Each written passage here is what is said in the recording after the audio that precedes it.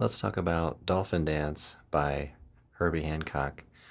We'll cover the chord changes and we'll talk a little bit about some suggestions on maybe how to view each chord. In this particular tune, we're really thinking of more of a modal approach, although there are some moments where we do have functional harmony, but overall, we're going to think in terms of modal music on this one. Let's begin with the first chord of the tune here. We have E flat major 7. Okay, now we're going to have this tone below that, and then we're going to move to D flat major 7. So these are kind of setting these sort of moods, right? And then we're going to get into this D minor 7 flat 5. So let's check this out a little bit. If I have a G minor triad here, okay, and then put an E flat underneath that, and then I move this down to 2 frets, keep that E flat going, right? So now I have an F minor over the E flat. So that's a helpful way to think about this. Now I can keep this F minor and then change the bass note to a D. Okay, so we just have a little shift in the bass and we can actually keep the same tones. Okay, so this is where we start to see some functional harmony happening. We have a 2-5 going to C minor. So here I'm playing the C minor 9. We end up going to A flat major with a sharp 11 here. So this is a nice, interesting change, because if we take, let's take A flat major 7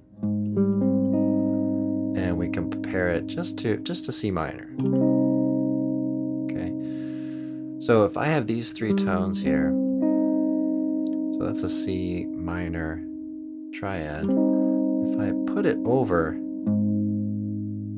the A flat, then I get A flat major 7. Okay, so that's a relationship there to think about. And if you're playing, try to explore some of the tones you might associate with C minor, and then think about some of the tones you might associate with A flat major 7 with a sharp 11. Okay, so you might work here with a C minor, okay, maybe a Dorian type sound, and then the A flat major 9 or major 7 with the sharp 11.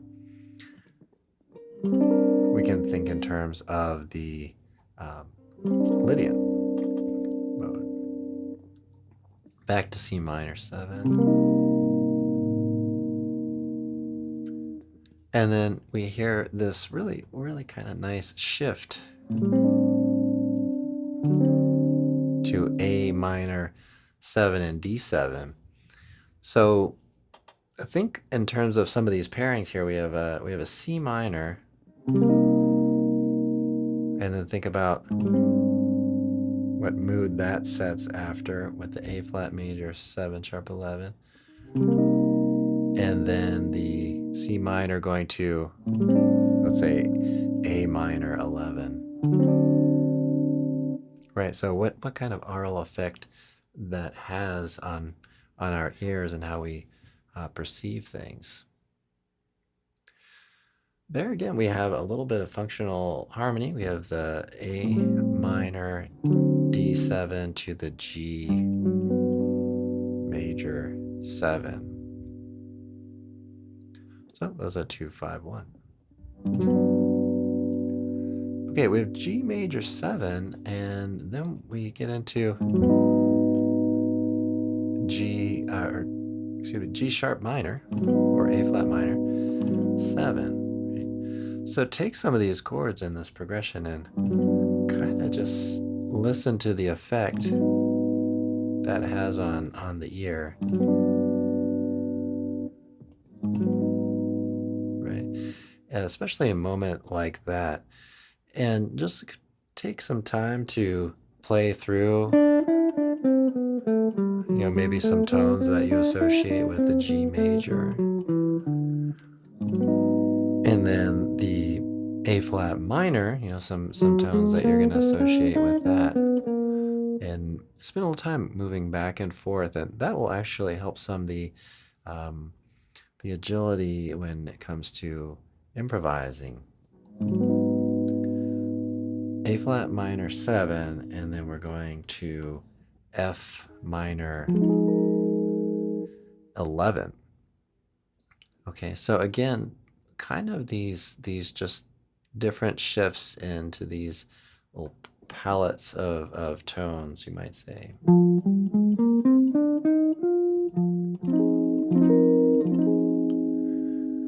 Okay, and then going to C minor. So F minor and C minor, not really any abrupt shift there, excuse me.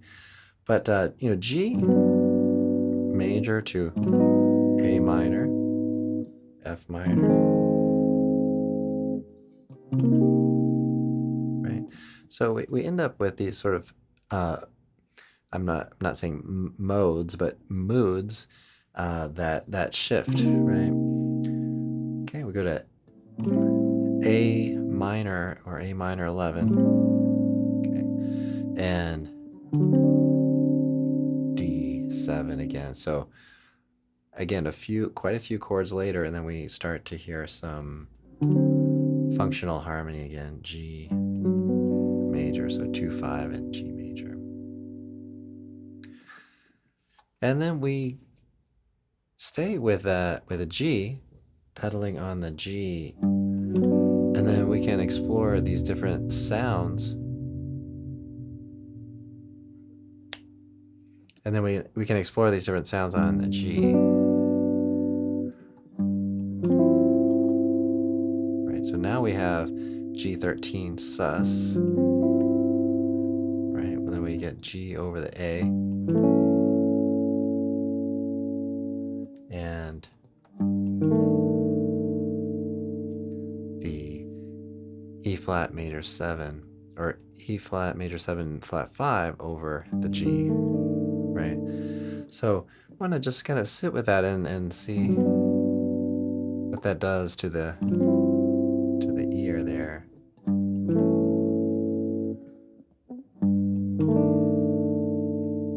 Right, and then spend some time, like I said before, just getting into some of the tones you might associate with each chord.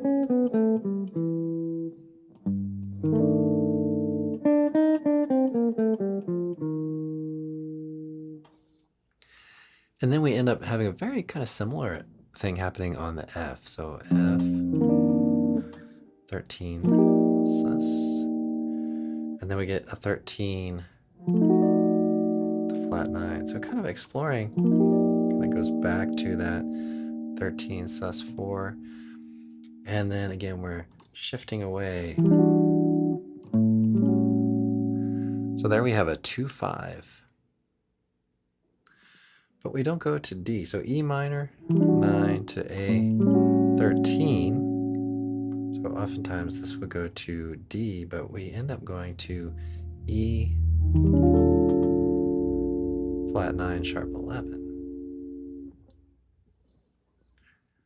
Right? So there again, explore some of those sounds. We may get a little deeper into the chord scales and things in future talks. But let's keep going. We'll talk about the harmony here. So E flat 9, A minor 7, D7, 2 5. Doesn't go to G, goes to B minor, which is not out of the ordinary at all. So B minor actually sounds fairly similar to G. It shares tones between the two. And then E to D minor, kind of walking down. So we have these shifts and these, I don't want to say unexpected places, because if you're familiar with the tune, you've kind of grown to know where things go. But right, we just have these different tonal areas here, right? So we do have a tonal center in a sense here. We have I have a 2 5, C sharp minor to F sharp 7. Okay, and then we get into some more of the pedaling tones here. D major 7 over E. Actually, on guitar, we can just hold that low E to C. So I'm on the D, I'm really just playing in F sharp minor triad in first inversion, and going down 2 frets, back and forth, and then we're going to have another little bit of a shift here. D flat major 7 over E flat. And then we have B flat 13, flat 9 over the E flat. Wow, so that is really getting pretty kind of dense there and dissonant. Now let's check out this C7 sharp 9 over E flat.